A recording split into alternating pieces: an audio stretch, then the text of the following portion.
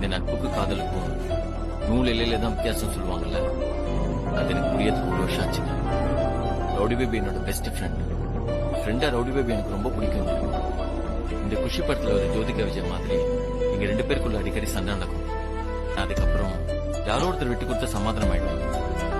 எனக்கே தெரியாம கொஞ்சம் கொஞ்சமா ரவுடி பேபியை லவ் பண்ண ஆரம்பிச்சிட்டேன். என் மனசுக்குள்ள ஏதோ ஒரு மூலையில அந்த காதல் துளிர் விட்டு வளர ஆரம்பிச்சு. திடீர்னு ஒரு நாள் ரவுடி பேபி ஆயிடுச்சு. உயிருக்கு ஆபத்தான நிலையில ரவுடி பேபி ஹாஸ்பிட்டல் அட்மிட் ஆயிருந்தாங்க.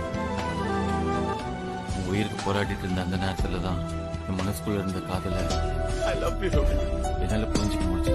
இன்னாருக்கு இன்னாருன்னு கடவுள் கணக்கு போட்டு வச்சிருக்காருங்க.